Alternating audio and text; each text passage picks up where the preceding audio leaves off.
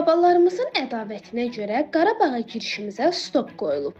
Bunu iddia edən Laçın rayon Biçəniz kənd sakini Əliyev Sözalı Baxşeyişoğlu Media TV Azmedia qrupuna bildirib ki, işğaldan azad olunmuş Qarabağ ərazisinə qardaşı və xalası oğlu daxil ola bilmir.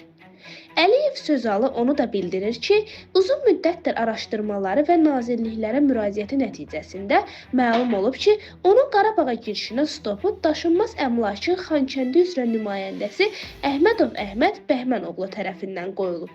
Birinci Qarabağ müharibəsinə 16 yaşında qoşulan Sözalı Əliyev deyir, uğrunda öləcəyi torpağa onu buraxmırlar. Onun və yaxınlarının adına qoyulmuş stopun götürülməsini istəyir. Əliyevi təqdim edirik. Qarşı tərəfi dinləməyə hazırıq.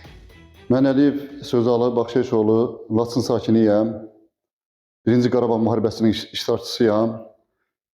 Aprel döyüşünə, Vətən müharibəsinə könüllü olaraq səfərbərlikdən, voyinkomatdan, qeydiyyatdan keçmişəm. Dövlətçilik üçün hər vaxtı mən düşmənə qarşı mübarizə aparmışam. Bu günlə canımdan, qanımdan keçməyə hazıram. Cənab Prezident, sizə bildirirəm ki, etibar etdiyiniz nümayəndələr sizə yanlış informasiya çatdırırlar.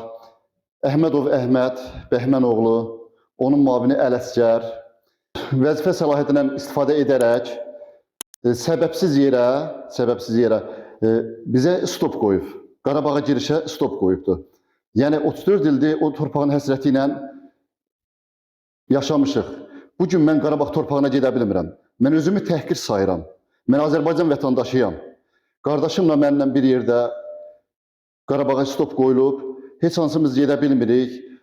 Yaxın vaxtlarda biz həsrətin çəkdiyimiz o Qarabağ torpağına köç edəcəyik. Mən necə köç edəcəm? Nə edəcəm? Mən söz tapa bilmirəm. Mən artıq neçə aylardır əsəb xəstəliyinə tutulmuşam. Yəni çox əziyyət çəkirəm, əzab çəkirəm.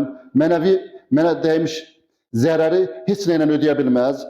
Onu da bildirim ki, Əhmədov Əhməd Bəhmənoğlu Laçın rayonunun Biçəniz kəndinəndir.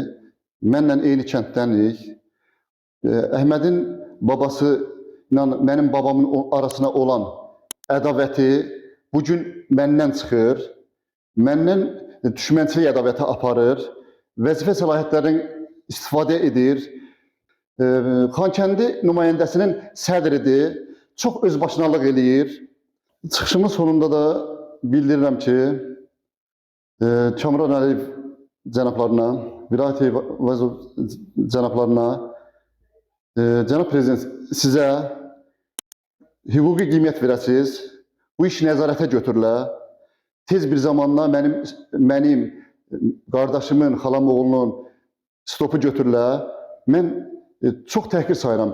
Mən Qarabağ həsrəti ilə bu günlə yəni istəyirəm ki, o torpaqlarda gedəm, öləm.